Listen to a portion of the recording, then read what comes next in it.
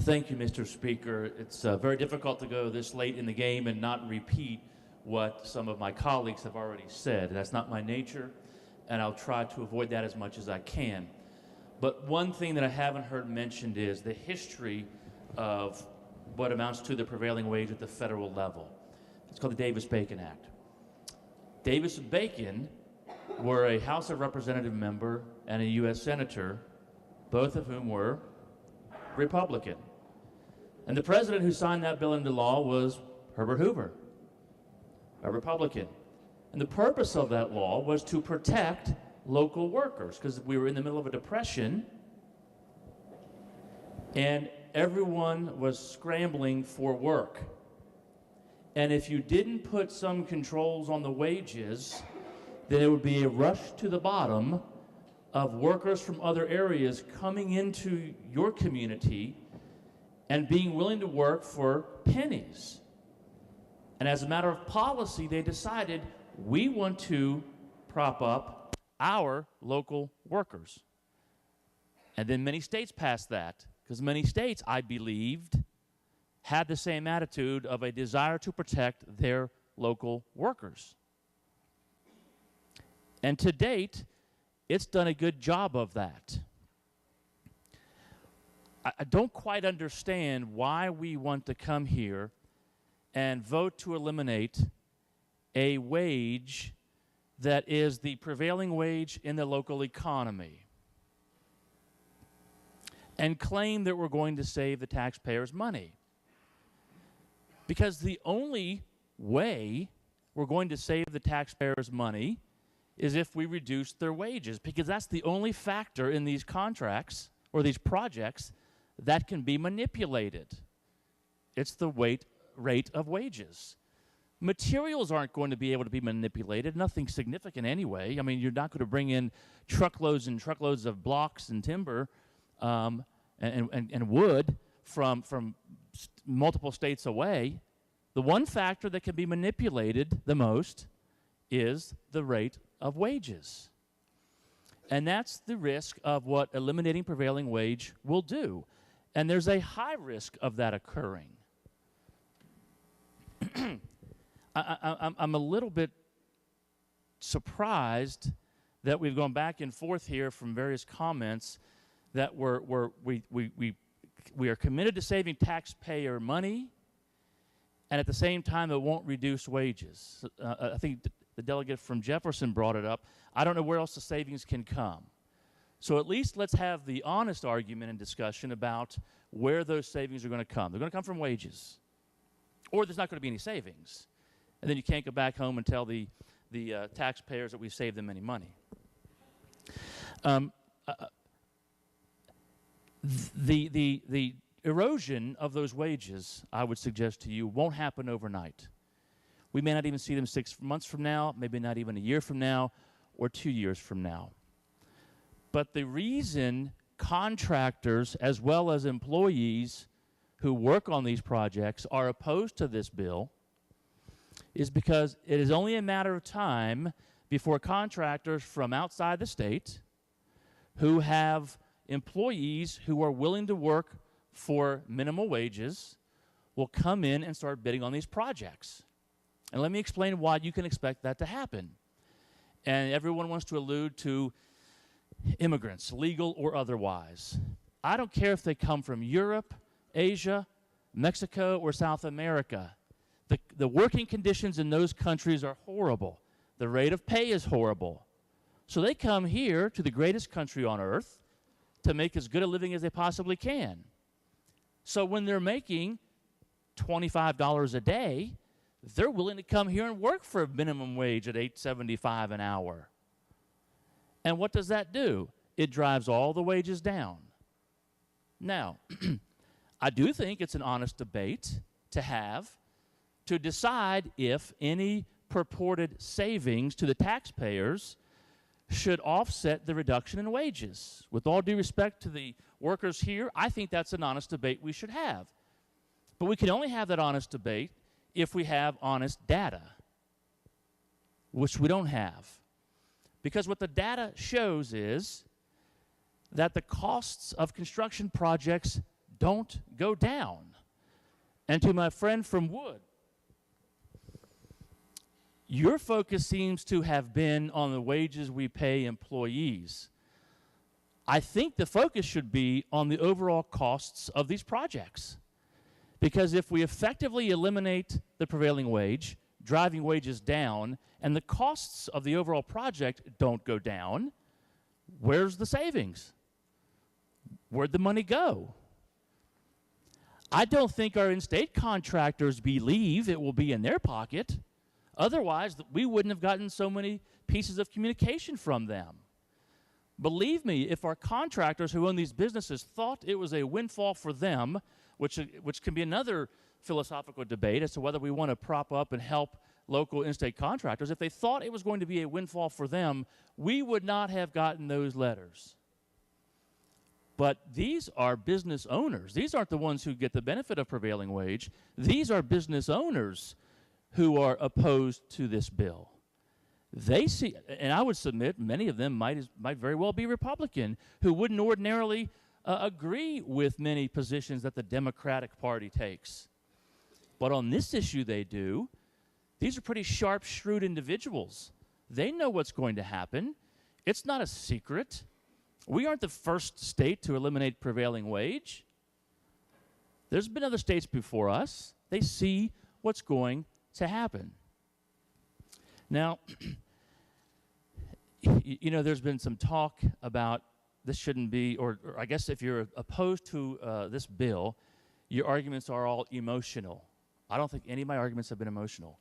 References to union bosses, maybe war and workers. I mean, everybody uses emotional, you know, pithy catchphrases so that it gets in the paper and gets in the media.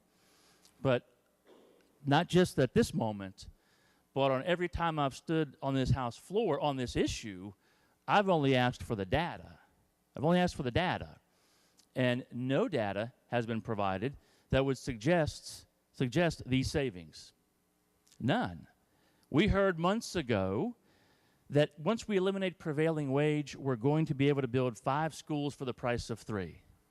Now, that's an emotional argument with no data to support that. But in fact, the data has been that that is absolutely, unequivocally not true. That was raised in the meeting that we had in November. The gentleman from the 58th was in attendance. And not one of the members of that committee who supports eliminating prevailing wage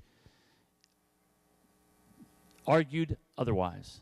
And in fact, the one gentleman, he's a state senator, who always likes to make that argument, sat on his hands and sat quiet.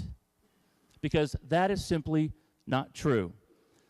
So the only point that I've tried to make throughout this whole process leading up to this point in time is if we're going to choose to reduce wages, and there's no debate at all, no logical debate. I'll make it logical, not emotional.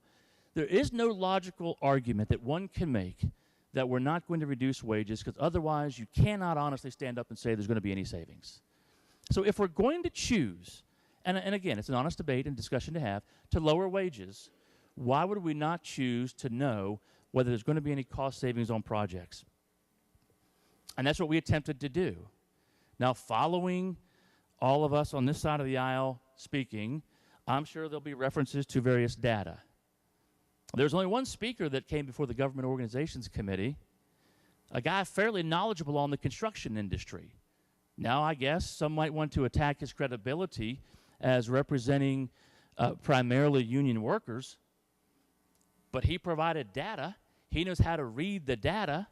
He knows how to read the architectural specifications that I have in front of me.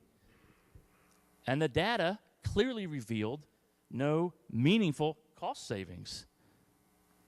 $1.66 difference per square foot on one project, and the one that was cheaper by that $1.66 per square foot was larger. We talked about the economies of scale that I think most people can understand. It's fairly common sense. And the other non-prevailing wage job during this period over the last 6 months or so was 40 cents cheaper. So we're saving maybe tens of thousands of dollars to the taxpayer, but we're foregoing hundreds of thousands of dollars, and I can't verify the numbers that were provided by the gentleman from the 55th, but we're foregoing significantly more than the $110,000 to $15,000 in savings on those, comparing those projects, in lost wages and lost benefits. There's not much doubt about that. Now, some people want to talk about a free market. A free market is when I, as a private citizen, am looking to build a house, a building, an office, whatever, and I solicit bids. And I get one bid from the delegate from Kanawha, the esteemed finance chair, and it's $100,000 to build the house I want. But the crew he has working for him is a little sketchy looking, and I don't think he has much experience, and his reputation that precedes him is one of not being a very competent contractor. And then I get a bid from the gentleman from Braxton for the same house, same plans, that cost $150,000. But he has a sterling reputation. He has employees that he employs consistently year over year over year. And he has a sterling resume and past history of building houses. The free market dictates I can choose. I can choose which contractor I want. I don't have to take the low bidder. But in government contracts, subject to the preferential treatment to in-state workers, the government has to take the low bidder. That's not free market. That's just not free market when you're required to take the low bidder. And so it's also not free market economics that makes much sense to me when the gentleman from the 58th said that we want to do this so it brings a lot of workers in here. We have an abundant supply of workers, and that's going to make the wages go up. No, supply and demand doesn't work that way. The greater the supply, you tend to have lower demand. And lower demand, the lower the cost. And I don't know that we have an employment availability issue. We have an issue in our state of people who are already here who are not working. I don't think we have an issue of needing more people to come into our state to work. I don't think reducing or eliminating the prevailing wage is going to cause any more projects to be built than what otherwise need to be built currently. The needs are what they are. We either need a school or a sewer project or we don't, currently and in the future, without regard to whether we have a prevailing wage rate. And so I'm going to vote, obviously, I'm going to vote against this bill and ask that you do the same. Because it's just shocking to me that one of the problems I think we have here in our state is that when we want to fix, and I believe we all, I hope we all, have an honest, are making an honest effort to fixing problems that we individually and collectively think need to be fixed in our state. But it's just shocking to me that time after time after time, we turn on each other and we turn on our own. And we take things away from the people in West Virginia. And I believe it's because sometimes we have this attitude that in West Virginia we're not worthy and we're only deserving of second best. And I reject that notion. And I'm going to reject this bill for whatever value my one vote has in voting red. I think it's the wrong message we're sending to the state of West Virginia, to our citizens. I think it's the wrong vote to make. I think it's the wrong position. We had a study done based upon last year's legislation. We got survey results like never before. And that's after both the gentleman from West Virginia and Marshall and Workforce said they're going to conduct a survey, and only if it reaches a certain level will it have any validity. Because there was skepticism about prior surveys and the likelihood of getting an acceptable level of response to this survey. Well, they did. They did. Those are the facts. Those are the facts. No one's attacked the facts, but they just didn't like the facts, and so here we are. And so I think we're doing a tremendous, I know we're doing a tremendous disservice to the folks in our state who work these prevailing wage jobs. And let me also add one final thing. I tend to think of a lot of things as I'm closing. There is an impression, I think, that many of the workers who work on these jobs are union employees. In many, if not most cases, that might not very well be the case. But that's not always the case. In fact, many of the union employees are probably going to get paid pursuant to a collective bargaining agreement that's reached.